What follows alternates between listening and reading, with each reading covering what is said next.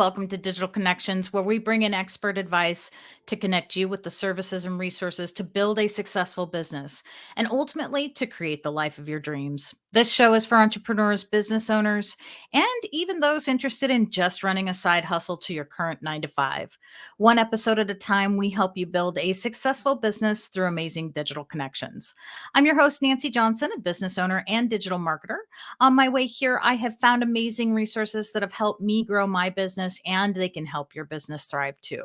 Everyone needs a friend in digital marketing because digital marketing is about connecting people. So, my friends, today I want to talk about something that I think disproportionately affects high achieving individuals, which many business owners happen to be, and especially those that are new to this whole entrepreneurial world. And that is something called imposter syndrome. This feeling that we're not really capable or as capable as people think we are. And for some, it can be almost a paralyzing fear. Although I would say that most people wouldn't or don't even guess it is happening to those that are experiencing it.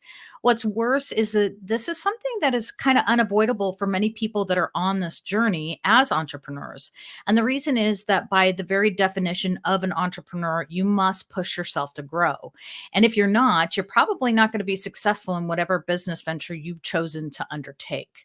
But oftentimes, it is the very growth that can be terrifying for some folks and leave us with this feeling that we're frauds or that we somehow made it to where we are on luck alone, never mind our skills or talents or even just the passion that brought us to where we are.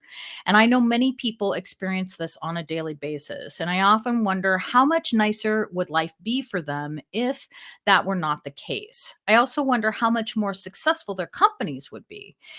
That is not to say that we're going to fix this somehow in one show or that this isn't a journey in itself, but I did want to provide a great stepping stone if possible. And so that brings me to our guest this week, Paul Larsen with the Find Your Voice as a Leader Institute. From flipping hamburgers on Main Street to leading HR for Wall Street, Paul has continually reinvented his distinctive voice to thrive within the craziness of our ever chaotic world. As an imposter syndrome survivor, Paul has learned to tame his fake and fraud voice and has successfully coached hundreds of leaders and teams to celebrate their imposter and find their voice of confidence so that they can share their inspiration with others. His practical and sometimes laughable life experiences led him to be the author of the winning coaching book, Find Your Voice as a Leader. Paul's portfolio includes working with talented leaders at Twitter, Microsoft, SAP, and Cisco, along with many successful life entrepreneurs looking to make their mark on the world. A contributing author with Forbes and founder of the Find Your Voice as a Leader Institute, Paul offers transformative coaching journeys to help you find your unique voice of strength and inspiration. And I will also tell you that I find regular inspiration from Paul's posts on LinkedIn as well. So make sure that you look him up and follow him after the show. But in the meantime, Paul, welcome to the show. Nancy, it is a pleasure to be here. And I'm just listening to that intro thinking, who is she talking about? Like, who is that person? Imposter Ouch. syndrome, alive, ooh, here I am. Oh man. Well, that brings me to my first question. I know we touched on it a bit, but tell me what syndrome is. What's kind Yeah, of the definition of it? yeah. So imposter syndrome is any time that we are in a situation in life, any type of new situation, we may be doing something new, we may be thinking something new, and we begin to feel like a fake or a fraud. Like, I don't really belong here. I'm not good enough. They're going to find out, whoever they are, that I don't really belong here. And they're going to come up and tap me on the shoulder and they're going to say, Paul, we really have found out about you that you don't really know what you're doing. And we're going to ask you to leave now. Okay. We're going to ask you to leave. And if I'm animating this, it's because this is happened to me and this is what I've experienced in my life. But imposter syndrome is such that it was coined as imposter syndrome back in 1978. It's actually more of an imposter phenomena which I actually like that word. It sounds like, "Ooh, phenomena," in terms of an actual medical syndrome. But it Mm. is a real thing, and it was coined, I said, back in 1978, and it was attributed first to something that was, affecting or impacting women more than men. It was like, "Oh, yeah, women have imposter syndrome." Nothing could be further necessarily from the truth. It was women who were admitting it more than men. Interesting. Mm. So, anyway, that's that's Mm. that's in a nutshell what imposter syndrome is. So, what is it? I mean, I think I know, but tell me, what does it feel like to experience imposter syndrome? It can feel like one of the first feelings you can have is inadequacy. And it usually comes in a place where you enter a room, nowadays virtually or in person, and you're surrounded by people who are deemed, in your mind, the benchmark experts, Mm. smarter than you, uh, better dressed than you, more successful than you, all these different attributes that we just play up here. And you're in a situation such as that. It could be a new job. It could be the first time you have to present to a group of people. It could be the first time you're in a new role. Parents experience imposter syndrome Mm. consistently, especially when they're having their firstborn. Students can experience imposter syndrome, especially when they find themselves in perhaps a classroom or academic situation where they're like, "Oh, I'm surrounded by all these really smart Oh. people," Mhm. and all of a sudden you feel very inadequate. You actually can feel very small. Um, I began to feel like I became head of HR of a multi-billion-dollar organization back in, and I mean, it doesn't matter if it was multi-billion-dollar or if it was $20,000. It was like, didn't matter. I was like, well, like out of my comfort zone. And I realized, like, do I really know what I'm doing here? Do I really know what I'm doing here? And Yeah. and I was a smart person. I was actually confident, but I had all of a sudden all this trepidation, and I really felt like a fraud. Like, and one day they're going to come up and they're going to say, "Paul, we now realize you don't know what you're doing, and we know that you don't know what you're doing. So let's just kind of separate and go our separate ways." The irony of that was that the people that would be doing that would be from human resources, and that was the enterprise that I was actually leading. And as ironic and as crazy thinking as that sounds, it was very real. It Mm. was very real. Yeah. And so that is, in a nutshell, how you can experience it on so many levels, Mhm. in terms of what goes on in our mind and in our body, the physicalness of it. Yeah. Mhm. Yeah, I think that's for me is the amazing thing is the, physical symptoms that some people, do experience, from it. I went through, anxiety attacks at one point in my Mhm, life, mhm, and, that's how a lot of people have described it of just, that overwhelming, I can't it's paralyzing for some people, mhm, mhm. Yeah.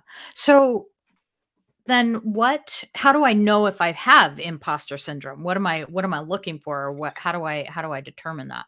Yeah, so imposter syndrome is, it's not about just, you know, having more confidence or standing up and speaking for yourself or whatever that might look like. It's not just that. Imposter syndrome really truly is thinking that you have to be somebody else to be successful in whatever you're doing in that moment. Again, Ah, the job, the role, the presentation, that could be just a skill, but to actually think, it's not about just having more confidence in this. I actually need to be a different person. I actually need to mm, be like that person or this person, or I need to have that degree or that certification, or I need to be better at this. It really is thinking you have to be somebody different to be successful. And therein mm, lies like one of the, some of the different truths and myths about imposter syndrome, because I was a very confident imposter. I was very confident in what I was doing, but Mm. it really is thinking that you have to be somebody else to be successful. That's interesting. I like that you used that word confidence because Mhm. a lot of times you think about this and you think, "Oh, well, it's a lack of confidence. That's all, right?" And it's not that necessarily. Yeah. No, not at all. It's that's one of the myths Uh, is it's just a lack of confidence. Oh, you just get more confidence. Just get more mhm. confidence, which is in itself not always easy to do anyway. Oh yeah, I'm just going to go buy that at the store. Yeah, I don't know about the supply chain around confidence right now. I don't know if it's coming through or not, but it's like, hello, it's not just that. I had Yeah. imposter syndrome, yet I could stand in front of people, small groups or large groups, in that role and be confident about what I was presenting. To Mm, be confident in the fact that I exuded a certain amount of assertiveness in my role mm, as chief people officer. But it wasn't that. Deep inside, I was still like, oh my God, they're going to find out. So mhm. she's going to, who I'm looking at right now in the first row is going to stand up and say, fake, fake, fake, fraud, fraud, fraud. You know, as confident as I might have been about these are our numbers, this is our culture, whatever it might be. So it was like, I have to be somebody else to be Mm, standing on this stage. mm. And that's where that's to that point. I'm so glad you brought that up because that's one of the biggest myths of imposter syndrome is, oh, just get more confidence and you'll get Yeah. over it. Yeah. So along those lines, what are the other myths that are kind of prevalent? The fact that it's just all in your head. You know, Mm. I've heard that. It's like, oh, it's just all in your head. Well, no, duh. I mean, because everything is all in our head. You know, Yeah. I wish people would kind of listen to what they're going to say or think about it before they say something. But people will say, "Oh, it's just all in your head." Well, Louise Hay has a wonderful thing that she is always ascribed to, and that is, of course, everything that we have to deal with in life are our thoughts. Mhm.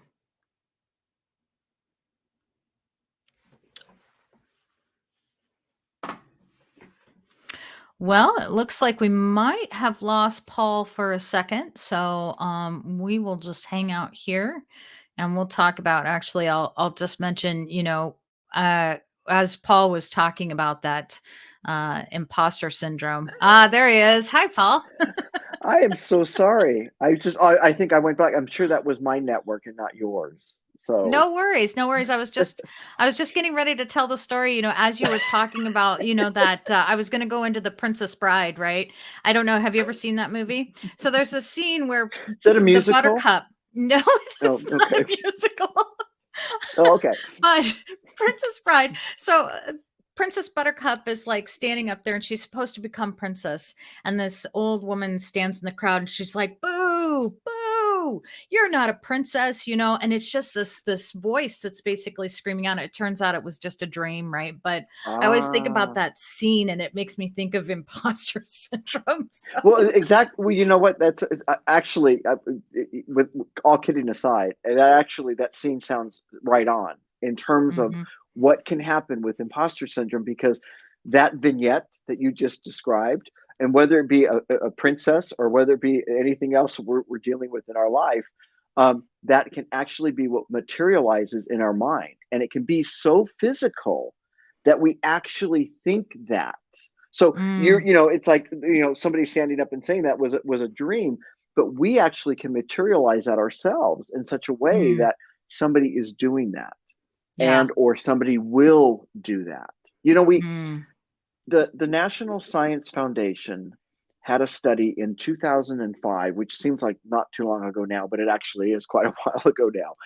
But in 2005, they did this incredible study where they found that the average adult can process anywhere from 12,000 to 60,000 thoughts a day. Now, to me, it's like it doesn't matter 12,000 to 60. I mean, give me 500 and I'm good. 12,000 to 60,000 thoughts a day. Of those thoughts, something like 90% are have a negativity bias. wow. They can there, and that's exactly what you were just describing there. The what ifs. What if Mhm. this happens? What if that happens? Oh no, this is going to go. Oh no, I'm not going to do this. Oh no, oh no, and and we get caught in that. And 85% of those thoughts are from the day before. So we carry over legacy thoughts with us. Oh, And Wow. imposter syndrome is carried Mm-hmm. with us. It Mm. usually comes from different aspects of our lives and so forth. Um, so we're carrying over the same thoughts. And Nancy, I just go back to my own experiences with it. We can be so choosy about the cars we eat. The cars we eat. We can be so choosy about the food we eat. Excuse I'm me. like, cars wait, why am I eating cars? Who is this guy? Where did you find this guest? We can be so choosy about the food we eat and the Mhm. cars we drive, the Mm. clothes we wear, the Mm. movies we go to see. We can be so Mm. selective around that, but we are not at all choosy or selective about the thoughts. And No. our thoughts create our experience. Mm. So we're just allowing all this in. And the imposter voices get in there and they just love that. They love the chaos and they love that to keep you in that fixed mindset. Mm. And when we begin to do something different, when we begin to step out of our comfort zone to grow, as Yeah. you talked about so eloquently in the introduction, that's when the imposter voices and our imposter voice can say, oh, the red alert, red alert, red alert, and all the alarms go off.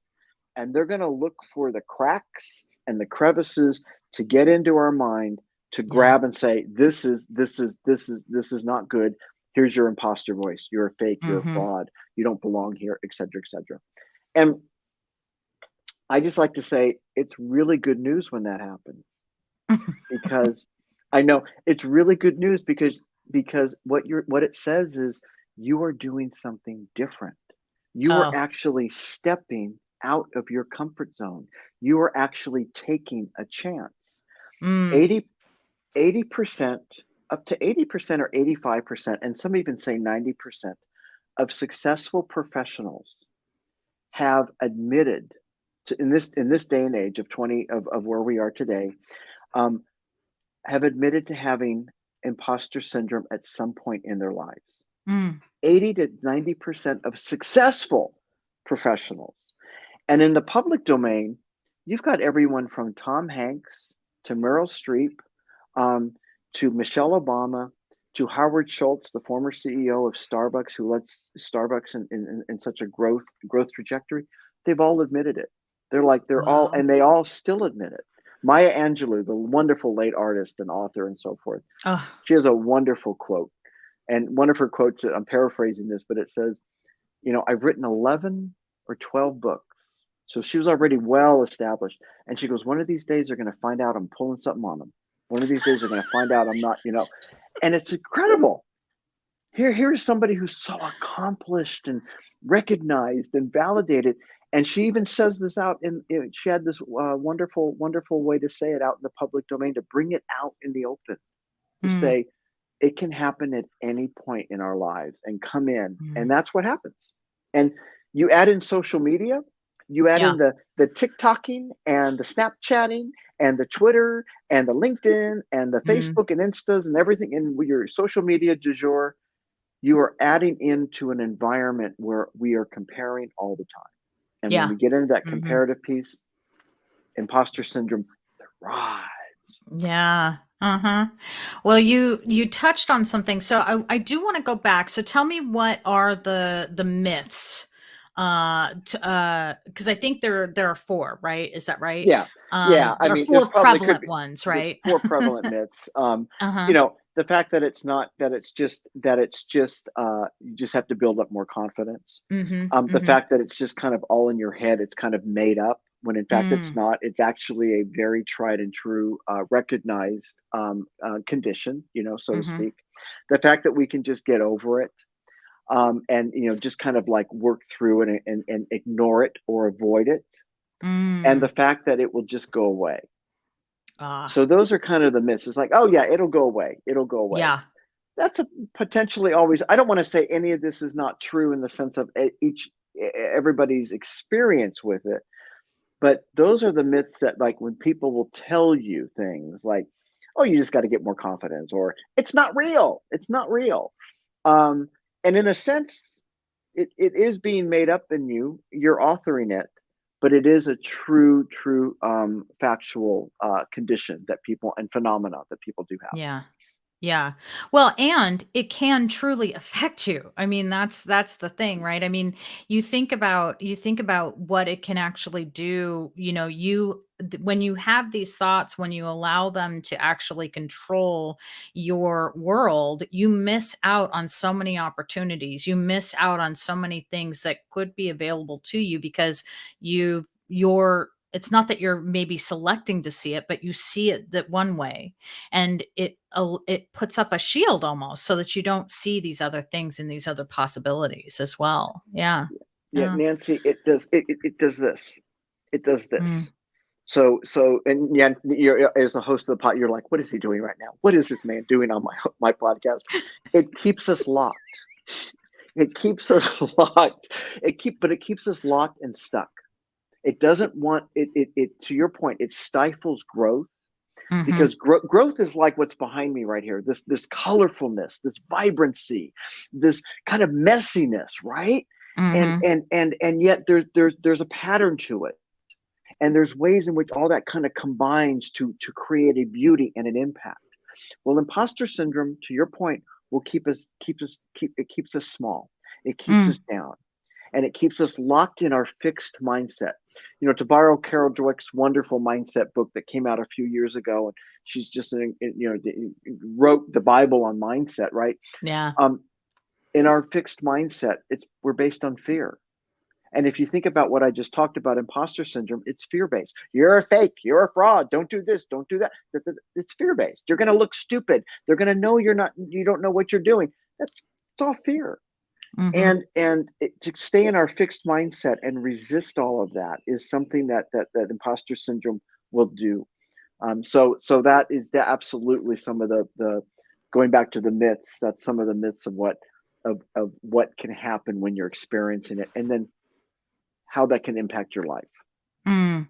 Well, so on the opposite end of the spectrum, what are some of the primary truths that you've found about imposter syndrome? Yeah. So the truth, and this is the truth according to Paul. Based on my own experience with it, and based on the folks I work with. Because I work with clients in all kind of realms of life, and not everyone has experienced imposter syndrome and or lives it day to day, but many Mm. do. Mhm. And so some of the truths are, it's not just about getting more confident. It's not Mhm. just about removing that self-doubt, right? As we talked about, it's not pulling the old confident, thing off the shelf and buying it. It really is thinking that it has to be somebody else, right? It Mm. really is a condition. It is a condition that was recognized back in 1978. So Mm. it was something that has, and it's been around well before that, but it was actually recognized that way. Mhm. Um, it is not something to just get over, and to ignore. It is something that is actually quite real. And probably the biggest truth for me that has worked so well for me is, in today's world, we love to talk about overcoming things. And when Mm. I hear that word overcome, you got to overcome this. You got to overcome that. We got to fight this. You got to fight it. I just like, oh, please, let me put my glasses on. Can you give me a pillow? It just tires me out. I just want to go to sleep. It's like, oh, there's so much. Why do we have to overcome everything? Why do we have to like fight everything? And I understand it from a standpoint is as humans, we have an incredible resiliency Mm. and an incredible will and commitment, right? Yeah. So I like to use that will and that commitment and that strength that every single person has within themselves, Mhm. and I like to party with it. I like Mhm. to celebrate it. I like to say, look, I'm feeling like this. And it's just like whether I'm feeling like a fake or whether I'm feeling like a fraud or whether it's like, and yeah, the feeling's awkward. It doesn't feel all that great. It could feel, fearful. It could have all these different things that we just talked about. But it goes back to what I said earlier. It means we are doing something different. It means I'm actually taking a step from where I was yesterday, from where I was last week, Yeah. from where I was an Mhm. hour ago. I'm going to celebrate it. So I Mm. started this whole hashtag thing around celebrating imposter syndrome and making it work for you. understanding that when you start to feel that way, that is your body's way, that is your mind's way, that is your I was going to say your heart. Excuse me. I'm not a doctor. I don't play one on TV either. But your mind, your heart, and your gut all saying, "Wow, you are stepping out of this comfort zone." And right there, Paul, right there, Nancy, you have a choice. You can listen to that imposter voice, which is trying to kind of protect you. I don't want Mhm. you to look stupid, Paul. I don't want people to Right. laugh at you, Paul. So come back Right. over here. But Mhm. right there, you have a choice to say, I'm going to continue down that path and take the Mm. little steps necessary.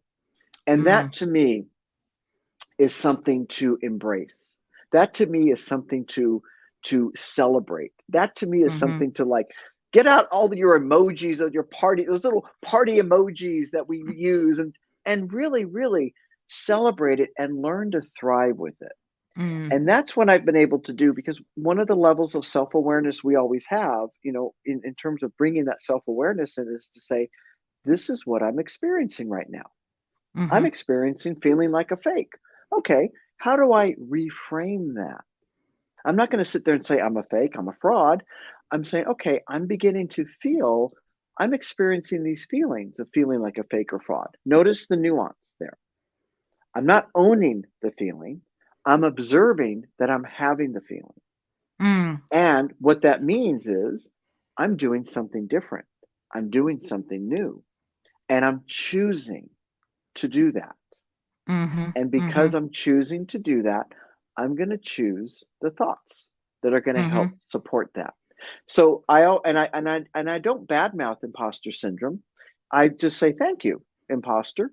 Thank you, Yeah. imposter, for bringing that to my attention. I'm going to take it from here and go forward. And Mm. that's what I do. That's what I Mm. do. It reminds me of this saying that I came across earlier this week, and I just loved it. And I think it was John Kabat-Zinn, I think, that said it. But it was, in fact, I've got it written on my desk. I've got a little, fake, a fake Post-it note, right? And I Oh, change my saying out so an almost every imposter week, note right? is what you're saying. It's an imposter note. Was that Yeah. kind All of right, like a Paul. Yeah. All right. Yeah. when you said fake posters, like that was just quite the lead in right It what you've been was. talking about. It I didn't really realize they made was. imposter notes. I got to look into that. That's I love that. I'm gonna get you one for your birthday, Paul. All right, so it says, "You can't stop the waves, but you can learn to surf." And I Yeah, just love that. yeah. It's so perfect, because that's what it feels like, especially when you're starting a business, and it's exactly why you wanna run the other direction half the time, Oh, because it feels like those waves are gonna crush you, at yeah, times. yeah. And, I think if we can do exactly what you say, which is celebrate the fact that we feel that way, it can change the narrative in our head too, right? Yeah. And it goes along with this whole concept. And I know people probably get tired of hearing it, but failure is an option. Failure is part of success. Absolutely. You you got to experience it. I So posted something the other day on that on about failure. It was a wonderful saying that came from Tiny Buddha or one of those wonderful sites, and it was just mm, around we can fail in life, but we don't have to feel like a failure. mm, And if you think about it, it's like we're all going to have different kinds of fails in life. Hello, mm-hmm, um, but we don't have to feel like a failure. yeah, And then what that requires is a slight finesse or reframe to your point about okay, failure can mean a lesson. I look at the failures I've had in my life. I mean, where do I start? That's a whole nother podcast. That's a whole series you can do. That's a whole series you can do. I look at the Paul's failures. false failures. Like anyone would really tune in for that. They're like that would be hot. Yeah, right. But I look at my failures, Nancy, and I Mhm, look at like, wow, for at least the latter part of my life when I kind of got a little wisdom and got some maturity, I've learned from those. I've been able to pick those and learn from them in such a way that they've just been sort of an incredible way to pivot or to finesse kind of my next whatever the next is mm, for my mhm, for my growth. And Mhm. sometimes in the moment they can be painful. You Oh, mentioned yeah. starting a Mhm. business. Starting a business is scary. Starting a business is fearful. Starting a business is everything. But it's also can be exciting and so forth. And the imposter loves entrepreneurs. The imposter loves to be, oh, they're starting. Let's go over here and let's look at these people that are thinking they're going to start a business, and let's just invite ourselves into their head. And Mhm. and and then all of a sudden, like, what right do I have to start this business? Who am Yeah. I to think I'm an expert in this, or I can sell this, or I can present this, or whatever it is, or I can get Yeah. funding for this? And so how many people dilute their dreams and stop their dreams before those dreams ever materialize into anything? And Absolutely. it starts up here. Yeah. Starts up here. Absolutely. So, I know you've said it a couple of times, but tell me, how do we overcome imposter syndrome? So the best, it's quite simple. It really is Mhm. quite simple. It's first of all, it's like choosing what kind of food you want to eat. Begin to become aware of the thoughts that you're bringing into your laboratory, which is your mind. And I Mhm. do an exercise with myself, and I do an exercise with my clients around a thought diary. You know, I've gone through lots of new I love to talk to nutritionists and wellness people and Yeah. dietitians and all whatever, and the first thing they do whenever I've gone through, like, I gotta, like, get some new food in me. I've gotta, like, figure out my nutritional labeling on my body, right? What do Uh-huh. they have? They have us write down, Paul, I want you to write down all Yeah. the food that you eat, a food diary, Mhm. right? Your Mhm. intake. Well, we don't do that with our thoughts. No. We don't do Mm-mm. that because I think if we did, some of us would run screaming from we'd like have to burn the pages, right? Like, oh Yeah. no. Mhm. But what I do is I do a very simple thought diary, and I don't write down, again, 12,000 to 60,000 thoughts a day. Hello. But what are some of the top thoughts I'm having at a particular time of day? Mm. Perhaps for 10 or 15 minutes in the morning, perhaps for 10 or 15 minutes in the afternoon, and perhaps for 10 or 15 minutes in the evening, and maybe even just one of those things. Mm. And you do this over the course of just a few days, and you look for Mhm. themes of the kind of thoughts that you're bringing in. What am I talking about here?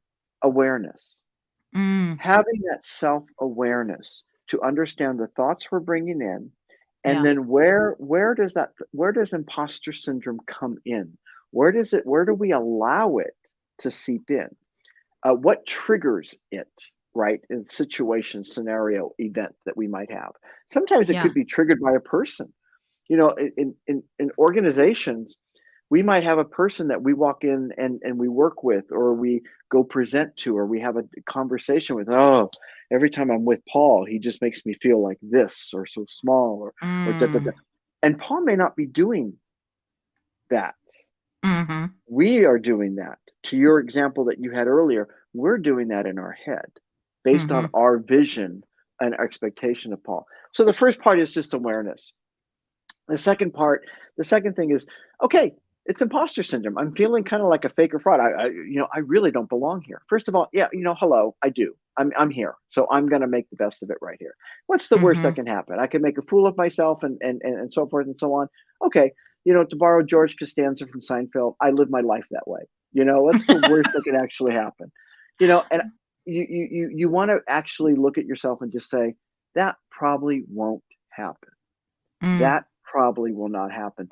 Again, the negativity bias that we have in our thought process usually doesn't happen. It doesn't occur. So to Mhm. just be aware of that, to just be aware that is working up in your mind, and to have a successful sort of path for yourself, or dashboard about what is it that what are the steps I'm doing? Why am I in this new situation? Why am I feeling uncomfortable? Mhm. Why am I stepping out of my comfort zone? It's usually because we want something different. Mhm. Well, write that down. What will that feel like when I have that? So Mm. we begin to manifest that more. Yeah. So Yeah. these steps are all quite simple. It's Mhm. really thinking about owning the thoughts that we have that then align to the behaviors that we choose. Yeah.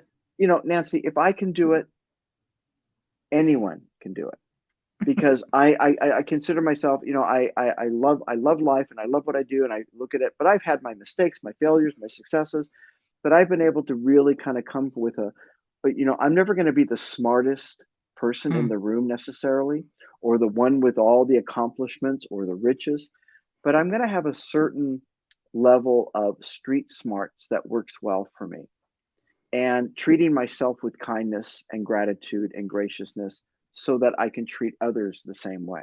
And that's kind mhm, of what I mhm. fundamentally start with. And that right there helps to dilute some of that imposter. And then, party on. Yeah. When you're feeling that way, to recognize it and say, aha, and I'm Mm, doing something different. So I'm going to celebrate it in my own way around that. yeah. Well, and I think too, it sounds like it's really important also to remember this is not about a quick fix. It's not something that's going to change overnight. It's not something that, you can look up, oh, I've got step 1, step 2, step 3. Okay, now I'm ready to go and tomorrow I'm going to be a different person. It is, and I love that, starting with awareness. That is awesome. I worked at Microsoft for over 15 years. And I was there when Satya Nadella brought in that concept Yep, of the growth mindset versus the fixed mindset. And of course, he used Carol Dweck's book to kind of present exactly. it to all of us. And I love that it became part of the culture and I got to live that. It's something that I carried with me when I left that company, right? Yeah, But I think that that is not it's not something that comes automatic to everybody, right? no, no. And so tell me a little bit about this concept of growth mindset versus fixed mindset and how that fits into this picture of, where we're going with this. Yeah, absolutely. So you bring up something really, really. I'm just gonna do one thing right here, and that is switch my earphones out real quickly. And I have to apologize on that. And you're like thinking probably to myself, I will never have this guy back on ever again because Paul, he's tell like tell this. that fraud voice to go away. Yeah, I don't go want to away. even talk to him. Yeah, I don't want to talk. Go away, Paul. Go away, Paul. Let's celebrate. Let's party. Um, you mentioned something I just really want to highlight because it's beautiful, and that is there is not a quick fix. There is no quick fix. And we live in today's world where we love quick fixes. We like everything and we tweet everything and everything is so quick, quick, quick, quick, quick. Oh, look how simple it is. Oh, look how beautiful it is. There's no quick fix. There really isn't. Hmm. And it's not even a Hmm. fix. Remember, Yeah. it's really looking to like, this is part of who you are. It may not be with you the whole time, but this is part of who you are. Celebrate it, embrace it, engage Hmm. it. That alone right there will help to begin to dismantle it. Hmm. The Japanese have that wonderful philosophy, Zen philosophy of kinzuki, where you take a vase that has been broken and they Hmm. put it back together. They put the pieces back together with the golden lacquer and that gold, and they hold that new piece and the brokenness of how it's now put back together with respect and reverence. Hmm. Well, hello, Hmm. we do that all the time. We break ourselves with when we step and do things, when we're in the growth mindset, when we are out there growing and changing and looking to say, how can we change our worldview? What is something I want to try that's new? That's growing. Are we going to make mistakes? Hello. Yes, of course. Are we gonna have fails? Yes, hello. Are we gonna have successes? Of course. But we put ourselves back together. We put our DNA back together in a way that we hold it in reverence Hmm. instead of breaking something and sweeping it under the rug and then go Yeah. running from the store because we broke something, right? It's like, no, I'm doing something and I put it back together again in a much more with so much more strength and fortitude. Yeah. That's the growth mindset. And that's what Carol talks about, where we seek feedback from others. It's not always, it's much easier said than done, where we listen to understand versus listening to reply. To borrow Mm. a Stephen Covey quote, to really listen to people and to ask about people, to put on the hat of curiosity. I want to know more about this. I want to know more about that. So Mm. we're not sitting on an icicle of ignorance. And I just made that up, by the way, an icicle Oh, of that's ignorance. nice. That's Don't you good. like Yeah, I that? like Don't you that. like that? Yeah, It's like, yeah. okay, quick, Uh-huh. quick, quick, Paul. We're good. No, if you think about it, where we sit in ignorance so that we can validate our own opinions all the time, Mm, right? mm, That's the fixed mindset. So the yeah. fixed mindset, you asked for the distinction, the fixed mindset is the opposite of the growth. It's where Mm-hmm. everything is really sterile. Yeah. It's where everything is we don't ask for feedback. We say things like, "Oh, this is just the way I am. I've always been that way. I've Mm-hmm. always, and we go back and forth between the two. A lot of times, our inability to move from the fixed to the growth is what I talked about earlier. It's fear-based. Mm-hmm. I don't want to do that because XYZ. I don't want to do this because ABC. I don't Mm-hmm. want to look foolish. Oh, I don't want to embarrass myself. Oh, I don't want this. I don't want that. I'm just going to stay right here. I'm going to stay in this little cocoon. I'm going to just stay in this little shelter. And it's going to get smaller and smaller. But guess what happens to us? We get bigger and bigger. And it shrinks, but we get bigger and bigger as people. But when we get stifled and we get pushed down, and then we become smaller and smaller and smaller in our impact on ourselves Mm. and our impact in the world. And so, the fixed mindset normally too, how it shows up in leadership is a lot of command and control. I have to Mm-hmm. control everything. I have to command everything, because I don't trust anything else. There's not any kind of level of trust. The trust starts with ourselves. Mm. So going back to imposter syndrome, the imposter voice loves to say, you can't trust yourself to do this, Paul. Yeah. You really can't. You can't trust yourself. Yeah. The growth mindset is saying, trust yourself. Mm. Trust yourself, trust the process, trust the universe, trust your source, whatever that might be for people.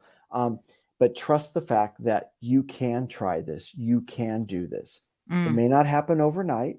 It may Mm-hmm. not be a quick fix, but it's a journey. We Mm-hmm. have such a need in our world right now to get there. We always got to get there. We got to get there. Get there. Get there. Get there. I got to get there. And I don't even know where that is sometimes. And we have that get there itis. And Mm. and if you think of our accomplishments, incredible accomplishments that we make as a society and individuals make in the world. But it's the journey. The Yeah. magic happens in the journey. When we are continually kind of broken open, or we have at least a little broken open around like, oh, I just learned this about myself. Yeah. And my late father was an airline pilot for many, many, many, many years. And he said one of the big faults of pilots is this get there itis, where they fly a plane and no matter what, they're going to get there. They're going to get there, and they're going to get there tonight, or they're going to take off right now. And they have this get there itis that they Mm-hmm. ignore what's going on in the environment, Oh. the Mm-hmm. weather, the environment, the mechanical aptitude of that particular plane in that moment. And there have Yeah. been many, many, many unfortunate incidents that can be Mm-hmm. attributed to pilots having that get their Wow. itis. Yeah. And there's, Uh-huh. oh, I got 45 seconds. I just got to get this plane down. But those Yeah. 45 seconds turn out to be something different. And we Oh. do it as people. Yeah. And we may not be carrying Yeah. a plane load of other souls with us, but we're Mm-hmm. carrying the most important soul, which is ourself. Yeah. And we need to really be aware of that. So that's the fixed and growth in the terms of the distinction. The growth kind of being, whoops, ooh, just like that, just like that, just like that. The growth being really closed, Uh-huh. and the fix meaning open. And Yeah. you need to kind of do that a little bit. I like that. I'm Mm-hmm. sorry. It's like, well, I don't think this podcast will see the light of day. You Sorry, Paul, I gotta Who's this publish guy? it. So, No. it's Like, I'm who is kind of this guy? screwed. Thanks, Paul. Yes, thank you. You're very welcome. You're very welcome. Yeah, but it is that it's shaking that up. That's what it Mm-hmm. is. And that was Mm-hmm. by accident, by the way, the first time. It really is shaking it up. And as Mm-hmm. humans, we're not always conditioned for that. Yeah. We kind of, there's a certain comfort, and I own that myself. Mm-hmm. There's times where it's like, I just want to take a step. I just want to I want something easy. I want something, but I'm choosing it Yes. versus just allowing it. Mm-hmm. Big Mm-hmm. difference. Yeah. Big Yeah. difference. And that comes from like what you just highlighted, which was awareness. And that's Yeah. what coaching's about. That's all the work that you do. That's all the incredible people that you have on the show. Yeah. It's just awareness. Yeah. Yeah. And bringing that into yourself, and then potentially helping others with that as well. I'll tell you, I could do so many shows just on growth mindset and fixed mindset. I could talk about this for days. But let's talk about so Pink Floyd so eloquently saying there's someone in my head, but it's not me. Okay. So but this kind of reminds me of these saboteur voices that you talk about. So it's those, how do you are you supposed to be quieting them? I mean, from what you're saying and celebrating, and what are you supposed to do with those voices, right? And especially once you become aware of them, which is what we're talking about, right? Is understanding that those things are there, and then what's the next step then? Yeah, that's a great. I mean, and you're taking me back to Pink Floyd, right? That's iconic, and I love that. Again, too many voices is like it's like too much of a party, and it will be it can be just a complete chaotic mess in your head, right? But we do. They can be called saboteur voices. Some folks may call them gremlins that kind of get up in so forth. There's different terms that different models use. I use a model that's based on something called positive intelligence. And it really is looking at all the different ways that we are wired, all the different ways that we have evolved and matured as humans. But the 10 saboteur voices, and they run our master saboteur that everyone has, and kind of is the conductor, is the judge. And if you think about, we all have a level of discernment. We have a capability of discernment, right, that we can have. The overuse of discernment is when we judge. When we judge ourselves and we judge others. And we can do that so well, right? We can do it so well. Then the other saboteur voices that support the judge, and can then some of them all combine to create the imposter voice. The hyperachiever is just get it done, cross that finish line no matter what. The hypervigilant, what's going on here? It's like, I'm your compliance officer, not necessarily that role in the company, but I'm the I'm finding out what's going on. You've got to figure out, hypervigilant. The people pleaser is another very common one, and that's the people pleaser is I'm going to please everybody, and the victim. That's another saboteur voices. Woe is me. It always happens to me. I never get a break. All those things. The controller. The controller is, I have to control everything. I have to control everything and everybody. And I don't trust that you can do it. I'm going to do it myself. So the controller. My top saboteur, if you couldn't tell, is called restless. The restless. And that's the person. That's the voice up here that says, oh, look, what's Nancy got there? What's that painting in Nancy's background? Oh, yeah, I love that. Oh, that looks like a peacock. Oh, I wonder what that certificate is back there. Oh, look, you got 45 Chrome tabs open. Let's open 58 let's open 58 Safari tabs. Let's go do this. We call the bright, shiny object syndrome. And in today's world, especially for entrepreneurs who have a mind that's usually creative, just, we're just picking and choosing, and we're like, and we do it for it distracts us. So by the way, Paul, on this show, we call it the BSO syndrome. So yeah, just so you know, we've named shiny it. Object. Bright shiny object. I'm assuming that's what BS stands for. Is the bright shiny, bright shiny object. Yes, it is. And it again, there's positive to all the saboteurs. Again, there's a positivity because they're there based on how we have evolved. But when they come in and we allow them in, my restless voice can take away 4 hours of my morning like that. I can just you can get up at 4 a.m. or 5 a.m, like we read all these articles. Oh, get up at 4 a.m. and be successful. Well, I can get up at 4 a.m, and then before I know it, it's 11, and I haven't done anything except open more tabs, bought more programs, gone that book. Totally. Uh-huh.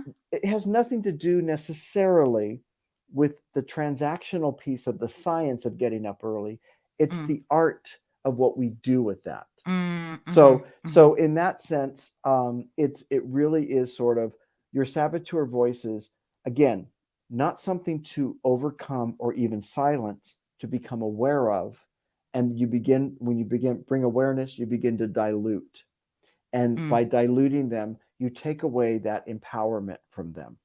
Yeah, And so forth. But so that's yeah, and awesome. then you want Mhm. to really become aware of the strengths that will help to overcome, or excuse me, dilute those and integrate those into who you really are. Nice. Nice. Okay.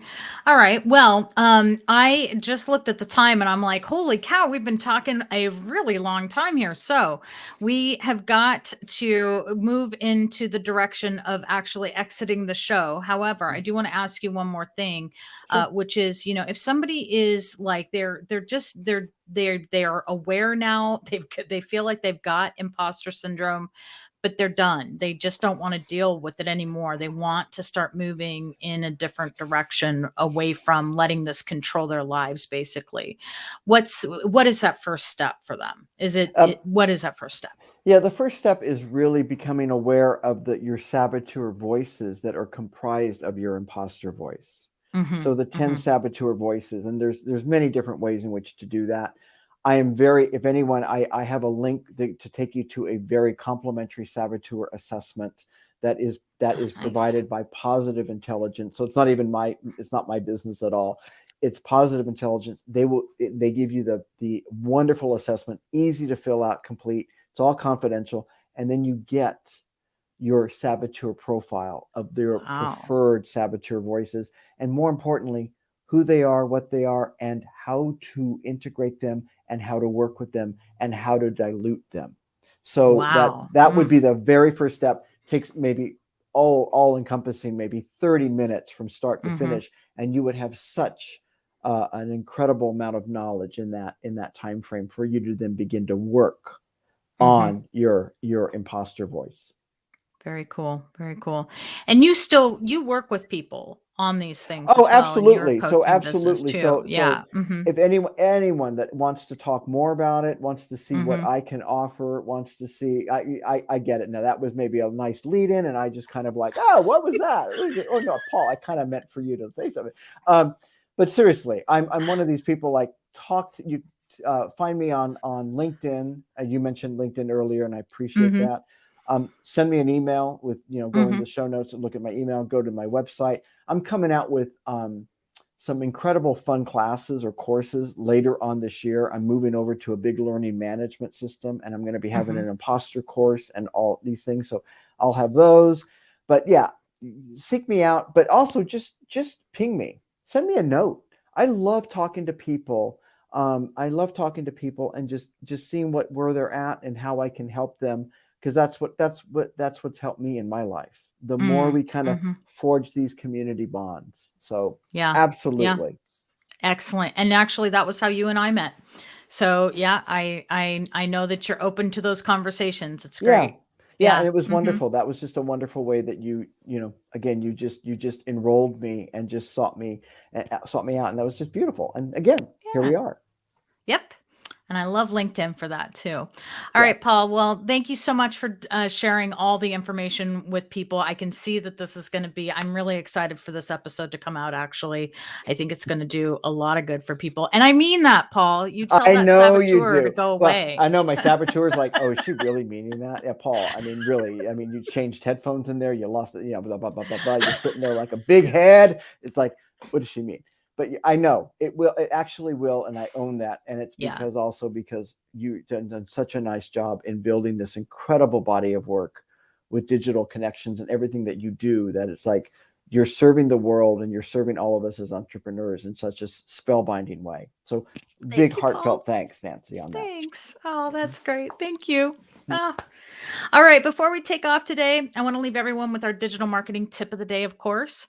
Are you leveraging video for your business? Over half of consumers want to see more videos from the brands that they support, but only 1/3 of small businesses actually plan to invest in more video marketing. This is despite the fact that everyone seems to know that the trend towards video is not going away. So part of it could be the fear of getting in front of a camera, but it's not always necessary to have a talking head in your videos. There are ways around this. So, additionally, your customers and future clients, they're not looking for highly professional, highly polished, studio produced content. They just want to see videos. There are plenty of creative and low cost ways to get your message out there. So, our tip today is start using video. Reach out to me for a great free checklist that we have to get you started.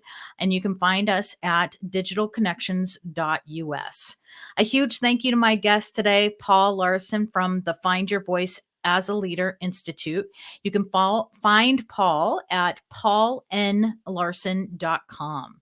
Please make sure to follow us, subscribe, and like us wherever you get your podcasts. You can find this episode and previous shows, along with contact information for all our guests and for me, on our website at digitalconnections.us. Have a great week and tune in next time for another amazing digital connection for your business.